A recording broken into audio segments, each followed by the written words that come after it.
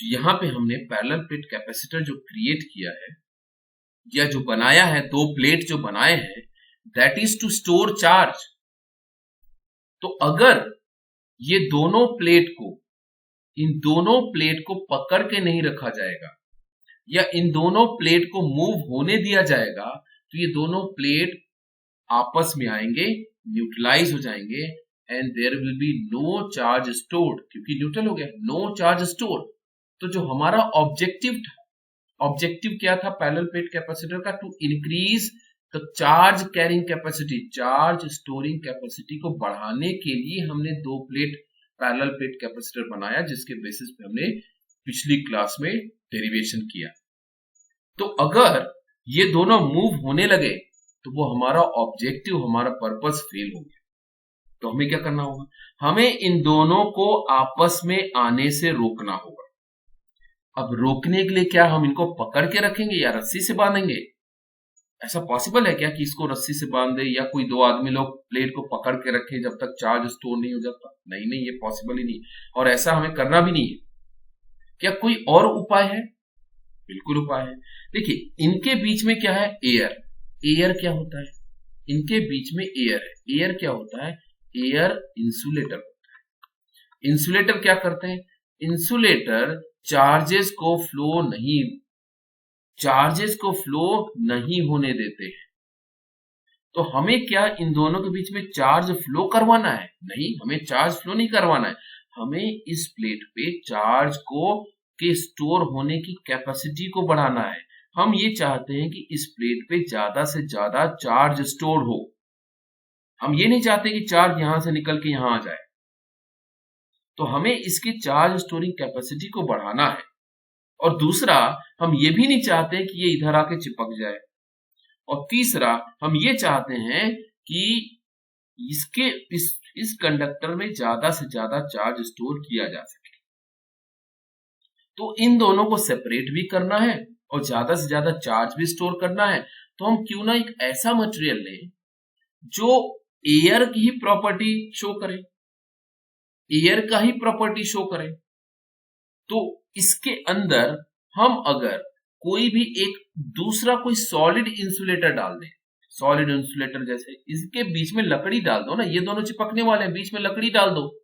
तो जब लकड़ी डाल दिया तो क्या ये एक दूसरे के पास आएंगे? नहीं आ पाएंगे। नहीं, इनके बीच में क्या डाल दिया हमने? लकड़ी डाल दिया। ये दोनों एक दूसरे के पास नहीं आ पाएंगे। बट क्या इस पे चार्ज स्टोर हो सकता है? बिल्कुल हो सकता है। क्या इनके बीच में इलेक्ट्रिक फील्ड डेवलप होगा? बिल्कुल इलेक्ट्रिक फील्ड डेवलप होगा।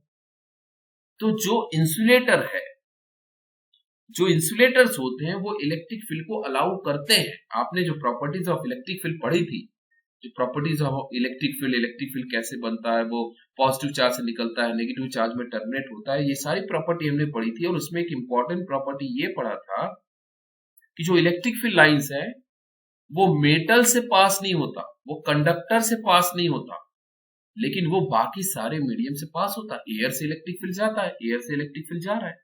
इलेक्ट्रिक फील्ड की बात हो रही है, करंट की बात नहीं हो रही, चार्ज की बात नहीं हो रही। इलेक्ट्रिक फील्ड यहां से यहां जाएगा, बीच में एयर है। तो अगर हम एयर की जगह कोई और भी मटेरियल रख दें, है ना, ईंट रख दो भाई, ये हम नहीं चाहते कि ये दोनों चिपके ना, तो इनके बीच में ईंटा लगा दो, ब्रिक्स रख दो, तो क्या ये दोनों चिपक पाएंगे? नहीं। क्या इलेक्ट्रिक फील्ड जाएगा यहां से यहां? यहां बिल्कुल जाएगा। इलेक्ट्रिक फील्ड इन दोनों से पास। तो यहां पे जो हम मटेरियल फिलअप करने जा रहे हैं, इन दोनों प्लेट के बीच में जो मटेरियल रखने जा रहे हैं, उस मटेरियल को डाइलेक्ट्रिक कहते हैं। अच्छा, इसको इंसुलेटर क्यों नहीं कहते हैं, या इंसुलेटर क्यों नहीं रखते हैं, डाइलेक्ट्रिक ही क्यों रखते हैं?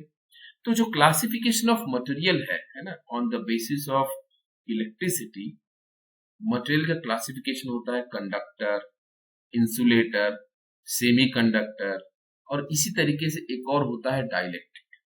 तो चार क्लासिफिकेशन है मटेरियल्स के, चार classification on the basis of conduction of electricity. ये हम लोग बाद में डिस्कस करेंगे। राइट नाउ, तो डाइलेक्ट्रिक क्या है? इन दो प्लेट के बीच में जो हम मटेरियल रखने जा रहे हैं उसको डाइलेक्ट्रिक कहते हैं। तो लेट्स से इसको समझते हैं। Let two plates of area a, इन दोनों प्लेट का एरिया ए है, are separated by some distance, let's say both are separated by d distance, and carry charge q, और इसके ऊपर जो चार्ज है वो q। ठीक है, इन दोनों प्लेट को सेपरेट किया गया है by material which do not allow current to pass through but यहां देखेंगे but allow electric field to pass. यही चीज मैंने आपको समझाया। तो इंसुलेटर और डाइलेक्ट्रिक में क्या डिफरेंस है, देखिए यहां ध्यान दीजिए, केवल डाइलेक्ट्रिक यहां समझ लीजिए कि फिर इंसुलेटर के बारे में समझते हैं। तो डाइलेक्ट्रिक मैं किसे कह रहा हूं, डाइलेक्ट्रिक वो मीडियम है, डाइलेक्ट्रिक वो मटेरियल है, वो मीडियम है जो इलेक्ट्रिक फील्ड को अलाउ करेगा, इलेक्ट्रिक फील्ड को जाने देगा, ई को जाने देगा यहां से यहां, लेकिन इस चार्ज को फ्लो नहीं होने देगा, करंट को कैरी नहीं करेगा। तो जो मटेरियल इस प्रॉपर्टी को शो करता है उसे डाइलेक्ट्रिक कहते हैं। तो सिंपल देखिए, इसके अंदर मेटल के अलावा कोई भी आप मटेरियल डालेंगे तो वो डाइलेक्ट्रिक का बिहेवियर शो करेगा, मेटल के अलावा। यहां पे एग्जांपल देखिए, जैसे ग्लास, इनके बीच में आप ग्लास डाल दीजिए, माइका डाल दीजिए, ऑयल डाल दीजिए, पेपर डाल दीजिए, ऐसे कोई भी मटेरियल आप इनके बीच में डाल देंगे, कोई भी material which should not conduct electricity, जो करंट को कैरी न करे उसके, तो कोई भी मटेरियल रहे, प्लास्टिक हो गया, पेपर हो गया, लकड़ी हो गया, माइका हो गया, ऑयल हो गया, ग्लास हो गया, कोई भी मटेरियल इन दोनों प्लेट के बीच में डाल देंगे तो वो डाइलेक्ट्रिक। तो हम डाइलेक्ट्रिक को क्यों डाल रहे हैं, एक पर्पज है कि हम डाइलेक्ट्रिक को इसलिए डाल रहे हैं कि ये दोनों आपस में चिपके न, दूसरा पर्पज है ज्यादा से ज्यादा चार्ज इसके ऊपर बढ़ सके। तो अब हम क्या करेंगे, हम इसको समझेंगे कि इस डाइलेक्ट्रिक को डालने से कैपेसिटेंस की वैल्यू किस तरीके से बढ़ती है। देखिए, डाइलेक्ट्रिक जब नहीं डाला तो क्या है इनके बीच में, डाइलेक्ट्रिक नहीं डाला तो इन दोनों के बीच में एयर है, तो क्या इनका कैपेसिटेंस बढ़ता है, बिल्कुल बढ़ता है, बिल्कुल बढ़ता है। C इक्वल टू, हमने डेरिवेशन देखा है, C equal to epsilon not A by D, है ना।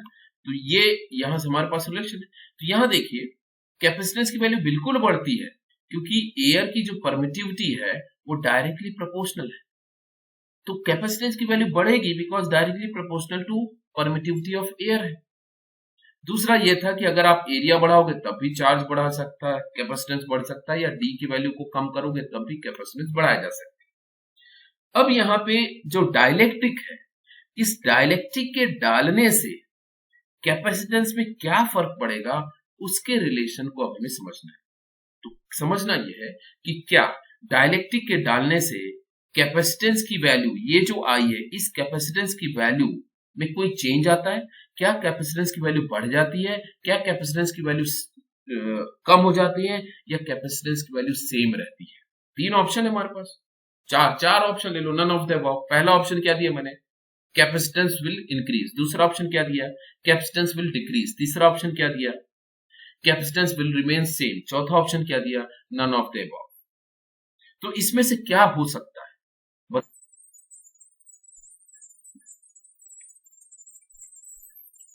अब इसको समझते हैं क्या होने वाला है। तो हमने इन दो प्लेट के बीच में ये एक डाइलेक्ट्रिक स्लैब डाल दिया। स्लैब मतलब एक डाइलेक्ट्रिक का स्क्वायर टाइप या slab type, cubical type, 3 dimensional shape का डाल दिया जिसकी थिकनेस टी है। तो ये स्लैब किसका होगा, या डाइलेक्ट्रिक किसका होगा, या तो माइका का बना होगा, या पेपर का होगा, या ग्लास का होगा। उसको हमने इंसर्ट कर दिया, जिसके थिकनेस टी है, उसको इन दोनों के बीच में इंसर्ट कर दिया। अब इससे क्या हो रहा है, charges are induced in dielectric. Charge जो है, देखिए यहां पे डाइलेक्ट्रिक क्या है, डाइलेक्ट्रिक एक न्यूट्रल मटेरियल है, डाइलेक्ट्रिक एक न्यूट्रल मटेरियल है। ये इलेक्ट्रिक फील्ड यहां तो ही है। अब ये इलेक्ट्रिक फील्ड यहां तक कैसे पहुंचेगी, क्योंकि हमने क्या डिस्कस किया कि जब आप इसमें कोई भी डाइलेक्ट्रिक मटेरियल डालेंगे तो electric field pass through, electric field pass through हो जाता है, करंट पास नहीं होता। तो ये इलेक्ट्रिक फील्ड पास थ्रू कैसे हो रहा है वो देखिए, उसका मैकेनिज्म समझिए कि इस प्लेट पे सारे पॉजिटिव चार्ज है, इन्होंने इलेक्ट्रिक फील्ड बनाया, ये इलेक्ट्रिक फील्ड यहां आया। अब ये इलेक्ट्रिक फील्ड डाइलेक्ट्रिक स्लैब पे लग जाते हैं। डाइलेक्ट्रिक स्लैब के जितने भी एटम्स हैं उनके इलेक्ट्रॉन को इधर खींच लेता है और उनके प्रोटॉन को इधर भेज देता है। ठीक है, अब इसके जो इलेक्ट्रॉन है उसमें ये इलेक्ट्रिक फील्ड एंटर कर गया, इलेक्ट्रिक फील्ड एंटर कर गया, और इसके जो प्रोटॉन है वो इस इलेक्ट्रिक फील्ड के अपोज में एक इलेक्ट्रिक फील्ड डेवलप करते हैं इस तरह। एट द सेम टाइम ये जो पॉजिटिव चार्ज है वो इस डायरेक्शन में भी इलेक्ट्रिक फील्ड बनाते हैं, है ना। पॉजिटिव चार्ज है मतलब इलेक्ट्रिक फील्ड बनाएगा, तो इसने इस डायरेक्शन में भी इलेक्ट्रिक फील्ड बनाया और इस डायरेक्शन में इलेक्ट्रिक फील्ड इसको अपोज करने के लिए कर दिया। अब ये जो इलेक्ट्रिक फील्ड यहां आया वो इस स्लैब से लिंक हो गया। तो अब देखिए यहां से ऊपर वाले से समझिए, यहां से इलेक्ट्रिक फील्ड निकला, यहां से इलेक्ट्रिक फील्ड निकला और यहां पे ये इलेक्ट्रिक फील्ड इस वाले प्लेट में टर्मिनेट हो गया, ये हो गया। इनके बीच में क्या हो रहा है, इनके बीच में हमने वो मीडियम डाल दिया, डाइलेक्ट्रिक स्लैब डाल दिया, ये स्लैब डाल दिया। और इस स्लैब में क्या हो रहा है, इस स्लैब में इंडक्शन हो रहा है। इंडक्शन से क्या होता है, इंडक्शन से ये इलेक्ट्रिक फील्ड इलेक्ट्रॉन्स को अपनी तरफ खींच लेते हैं, इलेक्ट्रिक फील्ड इलेक्ट्रॉन्स को अपनी तरफ खींच लेते हैं और प्रोटॉन्स को अपने से दूर रिपल्शन में भेज देते हैं। ये प्रोटॉन खुद का इलेक्ट्रिक फील्ड बनाते हैं, इस तरफ इसको अपोज करने के लिए और इस तरफ नेगेटिव प्लेट में टर्मिनेट होने के लिए। तो होता यह है कि जितना हमने यहाँ पे चार्ज डाला, जितना हमने चार्ज डाला उतना ही यहाँ पे नेगेटिव चार्ज में इलेक्ट्रिक फील्ड टर्मिनेट हो रहा है। क्यों हो रहा है, क्योंकि इस स्लैब के अंदर इंडक्शन प्रोसेस चल रहा है जिससे पॉजिटिव और नेगेटिव चार्ज एक दूसरे से सेपरेट हो रहे हैं और इसकी वजह से इनमें इलेक्ट्रिक फील्ड भी डेवलप होता है। अब यहां थोड़ा समझिए, ये जो अपोज करने वाला इलेक्ट्रिक लाइंस है इसके अगेंस्ट में, तो इस मीडियम के अंदर, इस स्लैब के अंदर जो इलेक्ट्रिक फील्ड डेवलप होगा ED, that will be less than E0। क्यों, क्योंकि यहां एयर में तो इलेक्ट्रिक फील्ड उतना ही रहेगा ना, E0 जितना निकला था। इस मीडियम में जो इलेक्ट्रिक फील्ड डेवलप हो रहा है ये पॉजिटिव चार्ज की वजह से, वो इलेक्ट्रिक फील्ड इस मेन इलेक्ट्रिक फील्ड को अपोज करता है। तो कहां अपोज करता है, इस स्लैब के अंदर, इस डाइलेक्ट्रिक मीडियम के अंदर, इस स्लैब के अंदर। तो इस स्लैब का जो इलेक्ट्रिक फील्ड होगा ED, this will be less than E0। इसके बराबर हो सकता है क्या, इसके बराबर इसलिए नहीं हो पाएगा, इसके बराबर इसलिए नहीं हो पाएगा क्योंकि जब ये इलेक्ट्रिक फील्ड लाइंस यहां तक पहुंचेंगी तो ये इलेक्ट्रिक फील्ड लाइंस यहां पर कम पहुंचती। क्यों सर, क्योंकि इलेक्ट्रिक फील्ड जो होता है वो इनवर्सली प्रोपोर्शनल होता है R², inversely proportional to R²। तो जैसे जैसे डिस्टेंस बढ़ेगा इलेक्ट्रिक फील्ड की वैल्यू यहां पे कम हो जाएगी। अब जितनी इलेक्ट्रिक फील्ड पहुंचेगी उतना ही यहाँ पे उससे ये चार्ज डेवलप होगा, उसकी वजह से इलेक्ट्रिक फील्ड डेवलप होगा और अपोज करने जाएगा। इसीलिए ये जो ED डेवलप होता है वो हमेशा ही E0 जो एयर में है उससे कम ही डेवलप होता है। अब यह if sigma is charge density on plate, अगर हम माने कि इन दोनों प्लेट पे जो चार्ज डेंसिटी है, मतलब चार्ज पर unit area, charge density that is charge पर यूनिट एरिया जो है वो अगर सिग्मा है, तो sigma is equal to Q upon A। ठीक, अब E0 जो है, E0 this is electric field due to charge plate. E0 जो डेवलप हुआ है वो इस चार्ज प्लेट की वजह से डेवलप हुआ है और जो ED है वो इस डाइलेक्ट्रिक स्लैब की वजह से आया है। और डाइलेक्ट्रिक स्लैब में ये ED क्यों आया है, बिकॉज ऑफ इंडक्शन। इंडक्शन क्या होता है, जब भी कोई चार्ज्ड कंडक्टर के आसपास कोई भी न्यूट्रल बॉडी रखी जाएगी तो उसमें इंडक्शन प्रिंसिपल से चार्ज डेवलप हो सकता है, वही चीज हो रहा है। यही चीज यहाँ पे नेगेटिव प्लेट में होता था, वही चीज यहाँ। तो ED is electric field due to dielectric slab, जिसका वैल्यू हमने डिफाइन कर दिया बाय कांस्टेंट के। मतलब क्या है कि इसका जो स्ट्रेंथ है, अब ये डाइलेक्ट्रिक स्लैब है, इस स्लैब का स्ट्रेंथ मुझे बताना था कितना स्ट्रांग है ना, कि ग्लास डाला है कि माइका डाला है कि ऑयल डाला है कि पेपर डाला है, कैसे पता चलेगा? तो उसके डाइलेक्ट्रिक कांस्टेंट। तो डाइलेक्ट्रिक कांस्टेंट के क्या डिफाइन करता है? उस डाइलेक्ट्रिक स्लैब की स्ट्रेंथ डिफाइन करता है।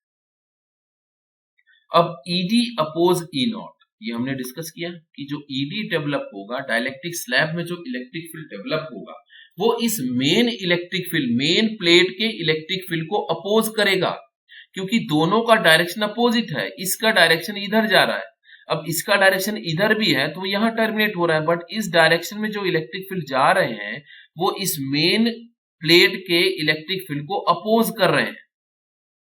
सो ED अपोज E0। अब इससे क्या हो रहा है? देखिए, ड्यू टू डाइलेक्ट्रिक जो E डेवलप हुआ, डाइलेक्ट्रिक की वजह से जो E डेवलप होगा वो होगा E0 बाय K। तो ये E क्या है? ये E है ED, this is nothing but ED। तो अगर मुझे ED की वैल्यू बतानी है, ये ED की वैल्यू कितनी होगी, तो मैं ED की वैल्यू कितनी होगी, तो मेरा सवाल होगा कि उसके अंदर स्लैब कौन सा रखा है। अब स्लैब कौन सा रखा है वो किससे पता चलेगा? तो स्लैब कौन सा रखा है वो पता चलता है उसके कांस्टेंट K से। जितना ज्यादा K स्ट्रांग होगा उतना ही स्ट्रांग स्लैब होगा, उतना ही ज्यादा ये स्लैब अपोज करेगा। तो जो इलेक्ट्रिक फील्ड है किसके अंदर, स्लैब का जो इलेक्ट्रिक फील्ड है वो एयर के इलेक्ट्रिक फील्ड से कम रहता है। कितना कम होता है? तो वो होता है एयर का electric field divide by K। तो K क्या है? K है डाइलेक्ट्रिक कांस्टेंट, सिंपल सा है। जितना स्ट्रॉन्ग डाइलेक्ट्रिक स्लैब हम उन दोनों प्लेट के बीच में डालेंगे, उतने टाइम्स वो इलेक्ट्रिक फील्ड को, स्लैब में इलेक्ट्रिक फील्ड को रिड्यूस कर देगा। तो जैसे इस स्लैब का अगर डाइलेक्ट्रिक कांस्टेंट K है, लेट्स से इस स्लैब का डाइलेक्ट्रिक कांस्टेंट 5 है, तो जितना भी एयर का इलेक्ट्रिक फील्ड होगा, लेट्स से एयर का इलेक्ट्रिक फील्ड है 100, एयर में इलेक्ट्रिक फील्ड 100 है, तो यहां पे जो इलेक्ट्रिक फील्ड है वो 100 है, लेकिन जब हम यहां इलेक्ट्रिक फील्ड मेजर करने जाएंगे तो इसके अंदर आएगा 100 डिवाइड बाय 5, कितना? 20। तो ये क्या कर रहा है? ये इलेक्ट्रिक फील्ड को अपोज कर रहा है। यही चीज मैंने यहां बताई कि ED oppose electric field E0। तो इलेक्ट्रिक फील्ड ED कितना होगा? E0 बाय K टाइम्स वो इलेक्ट्रिक फील्ड को रिड्यूस करता है। अभी मालूम है कि पोटेंशियल डिफरेंस V जो होता है वो E इंटू D होता है, अगर हमने स्लैब नहीं डाला तो। ED है ना, कहां से आया ये ED? कहां से आया? E इक्वल टू, देखिए E equal to V by D, ये हमने पढ़ा है रिलेशन, V बाय D पढ़ा है या DV बाय DR पढ़ा है। तो V by D equal to V by D, तो V equal to E into D है ना, जब स्लैब नहीं डला है तो, जब डाइलेक्ट्रिक नहीं डला है तो। अगर डाइलेक्ट्रिक डाल देंगे तो ये जो E की वैल्यू है वो हो जाएगा E0 by K into D, E0 by K into D। तो V की वैल्यू क्या आ गई?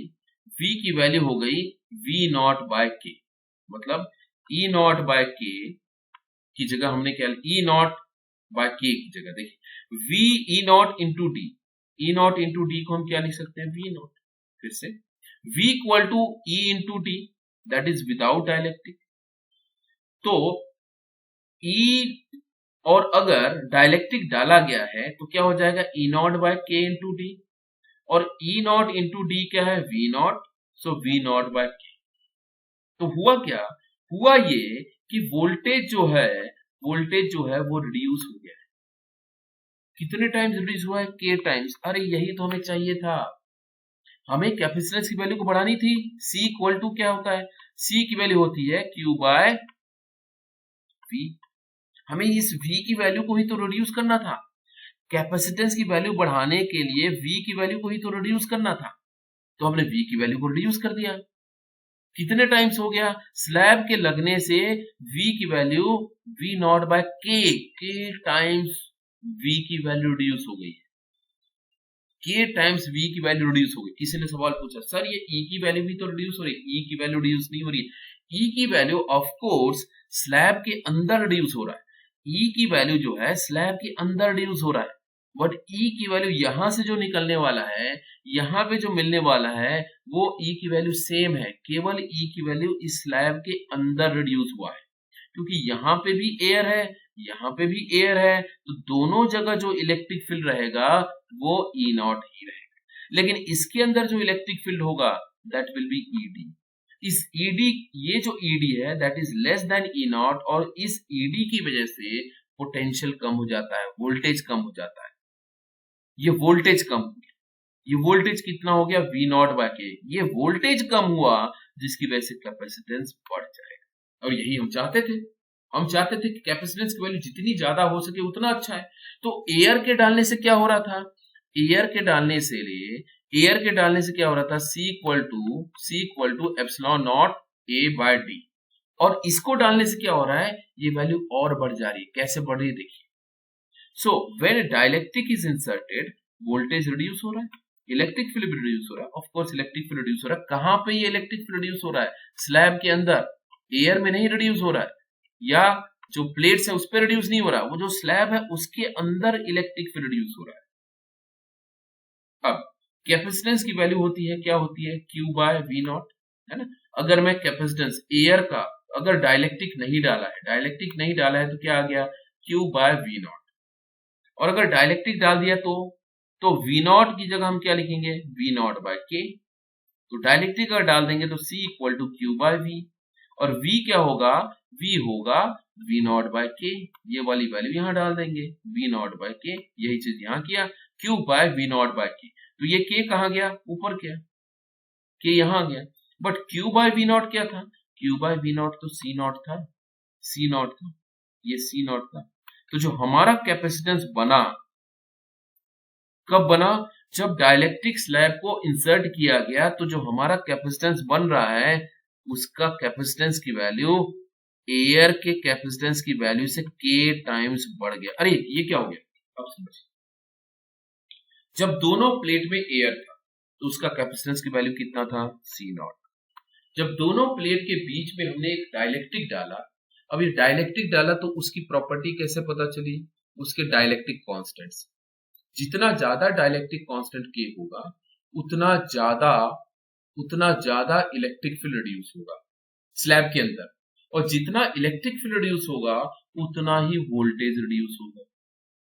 जितना वोल्टेज रिड्यूस होगा कितने टाइम्स रिड्यूस हुआ? K times. जितना वोल्टेज रिड्यूस होगा उतना ही कैपेसिटेंस बढ़ जाएगा। यही चीज तो हो रहा है। K टाइम्स अगर वोल्टेज, यहाँ पे देखिए, K टाइम्स अगर वोल्टेज रिड्यूस हो रहा है तो कैपेसिटेंस K टाइम्स बढ़ गया। तो ये एडवांटेज हुआ डाइलेक्ट्रिक डालने से।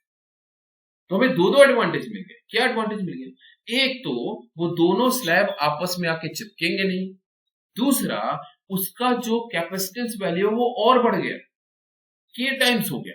तो जितना स्ट्रॉन्ग डाइलेक्ट्रिक रहेगा उतना ही ज्यादा कैपेसिटेंस की वैल्यू बढ़ जाएगी। So when dielectric is inserted, capacitance increases by dielectric constant times. So C equal to K into C naught. And K equal to Q by V naught. ये यहां से आ गया, K equal to Q by V naught. So C equal to K into C naught. K equal to Q by V naught. अब यहाँ पे V not की जगह हमने क्या रख दिया? V नॉट की जगह रख दिया E not into D. E not into D, ये कहां से आ गया? E इंटू डी होता है ना, V equal to E into D. ये देखिए, V equal to E D. तो विदाउट डाइलेक्ट्रिक क्या होगा? E not into D. Without dielectric E not into D हो जाएगा। तो यही चीज यहाँ किया, K equal to K into Q by E not into D. और E नॉट की वैल्यू क्या होती है पैरेलल प्लेट के लिए? E नॉट की वैल्यू होती है, E नॉट की वैल्यू होती है सिग्मा बाय पैरेलल प्लेट के लिए, sigma by epsilon not. Parallel plate के लिए। तो यहां पे हमने डाल दिया ई नॉट की value sigma by epsilon not, तो बना क्या, ये आ गया क्यू के Q epsilon not by sigma into D, और सिग्मा की वैल्यू को क्या रख दिया, सिग्मा की वैल्यू को रख दिया क्यू बाय ए। इससे क्या हुआ, क्यू क्यू कैंसिल हो गया और हमारे पास क्या आ गया, K times epsilon naught A by D, ये वाली। So this is the final capacitance. अब इस रिलेशन को यहाँ देखिए, ये जो वैल्यू था ये क्या था, ये वैल्यू था सी नॉट, ये वैल्यू था सी नॉट, यहाँ देखिए है ना, यहाँ पे आया था भाई C इक्वल टू के सी नॉट, C इक्वल टू के सी नॉट, है ना। तो C नॉट की वैल्यू क्या होती है, C naught is nothing but capacitance when there is no medium, capacitance when there is only air between the plate. तो C नॉट की वैल्यू क्या होती है, epsilon not A by D, C naught की value epsilon not A by D, यही चीज तो है, epsilon not A by D, ये C नॉट होता है और इससे K मल्टीप्लाई हो गया। अब इसको एक बार समझ लेते हैं, समराइज करते हैं, समअप करते हैं। समअप ये हुआ कि जब भी पैरेलल प्लेट कैपेसिटर के बीच में कोई भी डाइलेक्ट्रिक मीडियम डाला जाएगा जिसका डाइलेक्ट्रिक कांस्टेंट K है, तो उस कैपेसिटेंस की वैल्यू K टाइम्स बढ़ जाएगी। मतलब एयर अगर है तो अगर कैपेसिटेंस की वैल्यू 10 है और दूसरा मीडियम डाला तो कैपेसिटेंस की वैल्यू हो जाएगी K टाइम्स इंटू 10। बहुत सिंपल, ये डेरिवेशन यही चीज बता रहा है कि किस तरीके से कैपेसिटेंस की वैल्यू K टाइम्स बढ़ रही है। तो एडवांटेज क्या हुआ, देखिए एडवांटेज किसका, एडवांटेज इस स्लैब को डालने से एडवांटेज क्या हुआ, ये 3 एडवांटेज मिलते हैं। पहला, प्रिवेंट स्टिकिंग ऑफ प्लेट्स जो है आपस में चिपकेंगे नहीं, ये उसको रोक देगा, चिपकेंगे नहीं, है ना, क्योंकि ये तो सॉलिड मटेरियल है, ग्लास है, पेपर है, माइका, ये तो सॉलिड मटेरियल है, ये इन दोनों प्लेट को चिपकने नहीं देंगे। दूसरा, कैपेसिटेंस की वैल्यू बढ़ जा रही है, कितने टाइम्स बढ़ रही है, जितना डाइलेक्ट्रिक कांस्टेंट है मटेरियल का उतने टाइम्स, के टाइम्स बढ़ जा रहा है। तीसरा एडवांटेज हुआ, provide stability to the plates. तीसरा एडवांटेज क्या हो रहा है, ये जो प्लेट्स है उनको एक सपोर्ट मिल जाता है ना। हमें अगर 2 प्लेट को पैक करना है, सेट करना है, तो अब क्या कर सकते हैं, उन 2 प्लेट के बीच में हमने एक डाइलेक्ट्रिक मीडियम डाल दिया, सॉलिड डाल दिया और उनको बाहर से बांध दिया, तो वो स्टेबल हो गए, हिलेंगे नहीं। तो तीनों एडवांटेज मिल रहा है। पहला, स्टिकिंग होने से रुक जाता है, कैपेसिटेंस की वैल्यू बढ़ जाती है, and it increases the stability of the plates. मतलब जो प्लेट्स हैं वो स्टेबल हो जाते हैं, वो इधर उधर बिखरे नहीं रहेंगे, वो स्टेबल हो जाएंगे और उनको रस्सी से बांध सकते हैं या उनको किसी तरीके से किसी सिलेंडर में, किसी प्लास्टिक के सिलेंडर में या बाहर से किसी तरीके से रैप कर सकते हैं। तो ये 3 एडवांटेज मिलता है जब पैरेलल प्लेट के बीच में अदर देन एयर कोई भी सॉलिड मटेरियल डाला जाएगा, तो उनका ये 3 एडवांटेज बनता है।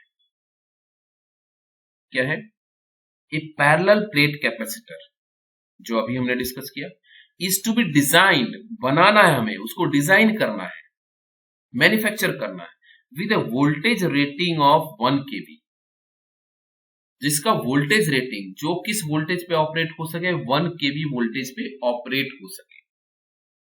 ठीक है, 1 kV, जैसे मैंने आपको बताया था कि जब आप बल्ब लेते हो तो बल्ब के ऊपर रेटिंग लिखी होती है कि 240 वोल्ट का है, 180 वोल्ट का है, तो वो जो वोल्टेज लिखी होती है, जो उस बल्ब पे लिखा होगा, वो उसकी रेटिंग होती है, रेटेड कैपेसिटी लिखी होती है।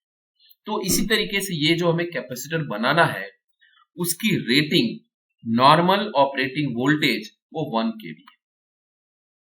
Using a material of dielectric constant 3, और बोला है कि एक मटेरियल यूज करना है जिसका डाइलेक्ट्रिक कांस्टेंट 3 हो, मतलब K की वैल्यू दे रखी है।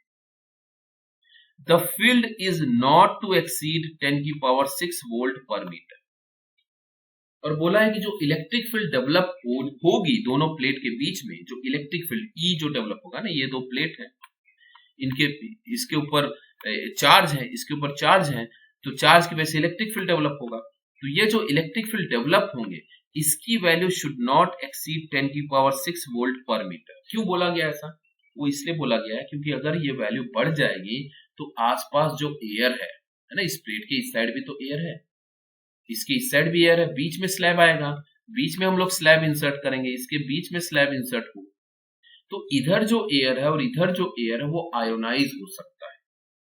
इसलिए बोल रहा है कि इलेक्ट्रिक फील्ड की वैल्यू इससे ज्यादा एक्सीड नहीं होनी चाहिए। क्वेश्चन क्या पूछा, find the maximum area of the plate required to have a capacity of 50 picofarad. तो यहां पे C की वैल्यू दे रखी है, E की वैल्यू दे रखी है, E की वैल्यू दे रखी है, K की वैल्यू दे रखी है और ये वोल्टेज रेटिंग दे रखी है। तो हमें निकालना क्या है, हमें एरिया ऑफ द प्लेट निकालना है, एरिया ऑफ द प्लेट निकालना है। तो जैसे ही आप ये क्वेश्चन देखते हैं तो उसमें आप देखिए क्या क्या गिवन है वोल्टेज रेटिंग गिवन है, के की वैल्यू देखिए, डाइलेक्ट्रिक कांस्टेंट के की वैल्यू दी है, मतलब ये कैसा है, इसके अंदर कोई ना कोई एक डाइलेक्ट्रिक स्लैब है, डाइलेक्ट्रिक स्लैब है, तभी ये कांस्टेंट की वैल्यू दी है। फील्ड की वैल्यू दे रखी है, इलेक्ट्रिक फील्ड की वैल्यू दे रखी है और कैपेसिटेंस की वैल्यू दे रखी है। तो जैसे ये टर्म दिखते हैं तो हमें एक रिलेशन लिख लेना चाहिए कि शायद इससे रिलेटेड होगा K times epsilon naught A by t, इससे रिलेटेड होना चाहिए। और इसमें हमें ए की वैल्यू निकालनी है, ए की वैल्यू यहां से निकालनी है। अब हमें हमारे पास है क्या, सी की वैल्यू है, के की वैल्यू है, डी की वैल्यू है क्या, डी की वैल्यू नहीं दी है, डी की वैल्यू नहीं है। एप्सिलॉन नॉट की वैल्यू फिर भी हम निकाल ले सकते हैं 8.85 इंटू 10⁻⁻12, पर डी की वैल्यू नहीं दी है। तो कैसे करेंगे, किस तरीके से सॉल्व करेंगे, देखिए यहां से हमारे पास the charge to be stored on the capacitor की वैल्यू मिल सकती है, क्यों, कितना चार्ज स्टोर करना है, so that will be seen to be, C की वैल्यू हमारे पास है 50 पिकोफैराड, V की वैल्यू कहां है, इसमें कहीं V की वैल्यू क्या है, ये तो इलेक्ट्रिक फील्ड है, ये तो कैपेसिटेंस है, ये तो K की वैल्यू है, this is V, this is voltage, यहां पे लिखा भी है ना वोल्टेज। तो इस V की वैल्यू को यहां रख देना है, इससे हमें चार्ज की वैल्यू मिल जाएगी। देखिए 50 इंटू 10⁻12, ये -12 कहां से आ गया, पिकोफैराड है ना, इसलिए -12 आएगा, -12 पिको मतलब -12, तो -12 50 इंटू 10⁻12 इंटू 10⁻3, ये कहां से आ गई 1 केवी, 1 केवी है ना, 1 केवी तो 10⁻3 वोल्टेज होता है, ऐसा ही यूनिट। इसको करेंगे तो हमें मिल गया 5 into 10⁻8 coulomb, this is charge, इतना चार्ज स्टोर हो सकता है इस कैपेसिटर में। तो हमें चार्ज, कितना चार्ज स्टोर हो सकता है वो वैल्यू मिल गई। अब हम क्या करते हैं, इलेक्ट्रिक फील्ड की वैल्यू देखिए, इलेक्ट्रिक फील्ड की वैल्यू दे रखी है 10⁶, मैक्सिमम इलेक्ट्रिक फील्ड दे रखा है, दिस इज द लिमिट है ना, इसने बोला है कि if the field is not to exceed, बोला है इससे ज्यादा नहीं होनी चाहिए, तो मैक्सिमम इलेक्ट्रिक फील्ड की वैल्यू दे रखी है। तो इलेक्ट्रिक फील्ड का यहां से रिलेशन निकाल सकते हैं। देखिए इलेक्ट्रिक फील्ड का हमारे पास रिलेशन क्या है, इलेक्ट्रिक फील्ड का दो रिलेशन, एक दोनों प्लेट है तो सिग्मा बाय एप्सिलॉन नॉट होता है, प्लेट है सिग्मा बाय एप्सिलॉन नॉट। अब सिग्मा की वैल्यू क्या होती है, सिग्मा की वैल्यू होती है Q बाय ए, Q बाय ए, Q बाय ए। अब यहां देखिए Q की वैल्यू हमें निकालनी है, एरिया ए की सॉरी Q की वैल्यू हमने निकाल लिया है, ये Q की वैल्यू हमने निकाल लिया है, एरिया हमें निकालना है, एरिया हमें निकालना है, इलेक्ट्रिक फील्ड की वैल्यू हमारे पास है, E की वैल्यू हमारे पास है, और क्योंकि इसमें डाइलेक्ट्रिक है इसलिए जो इलेक्ट्रिक फील्ड होगा वो K टाइम्स रिड्यूस हो जाएगा। देखिए ये जो वैल्यू है, ये वैल्यू तो E नॉट की है जब डाइलेक्ट्रिक नहीं था, सो E not divide by K, तो दिस डिवाइड बाय K हमें स्लैब की वजह से इलेक्ट्रिक फील्ड मिल जाता है। अब इसमें K की वैल्यू है, E की वैल्यू है, Q की वैल्यू है, एप्सिलॉन नॉट की वैल्यू हम ले सकते हैं, A की वैल्यू आसानी से निकाला जा सकता है, A की वैल्यू आसानी से निकाला जा सकता है। तो हमने कैपेसिटेंस से चार्ज निकाल लिया, इस चार्ज की वैल्यू को यहां रख रहे हैं और बाकी सारी वैल्यूज यहां दे रखी है, उससे A की वैल्यू मिल जाएगी। तो A की वैल्यू क्या हो जाएगी, A यहां चला जाएगा तो हो जाएगा Q by K epsilon naught E, सारी वैल्यू हमारे पास है। Q की वैल्यू है कितना 5 इंटू 10⁻8 कूलम, K की वैल्यू है 3 एप्सिलॉन नॉट की वैल्यू 8.85 10⁻12 और E की वैल्यू दे रखी है 10⁻6। ये सारी वैल्यूज डालेंगे तो आपको मिल जाता है, क्या मिल जाता है, एरिया ऑफ द प्लेट, और वो कितना आ रहा है 2 × 10⁻³ metres. So this is the area of the plate. आज यही क्लोज करते हैं। नेक्स्ट क्लास में इसका एक स्पेशल केस बनेगा। ये जो अभी आपने डायलेक्ट्रिक डाला है, ये जो डायलेक्ट्रिक डाला है, इस पे सवाल उठना चाहिए। सवाल ये उठना चाहिए कि क्या होगा अगर ये डायलेक्ट्रिक जो है पूरा यहां से यहां कर दिया जाए, इस एंड से इस एंड तक डायलेक्ट्रिक भर दिया जाए तो क्या होगा, और अगर बीच में पतला सा डाल दिया जाए तो क्या होगा, और अगर यहाँ पे 2-3 डायलेक्ट्रिक डाल दिया जाए, मतलब ये एक था, इसी तरीके से यहाँ 3 डाल दिया जाए, है ना, 3 डायलेक्ट्रिक डाल दिया, ये डायलेक्ट्रिक 1, ये डायलेक्ट्रिक 2, ये डायलेक्ट्रिक 3, अलग अलग, ये हमने ग्लास का डाल दिया, ये हमने माइका का डाल दिया, ये हमने पेपर का डाल दिया, तब क्या कैपेसिटेंस में कोई चेंजेस आएंगे? या अगर पूरा यहां से यहां तक पूरा भर दें, एयर को छोड़े ही नहीं, तब कैपेसिटेंस में क्या वेरिएशन आएगा, क्या चेंज आएगा, क्या उसकी स्टोरिंग कैपेसिटी बढ़ जाएगी, क्या उसका वोल्टेज और कम होगा कि और बढ़ जाएगा?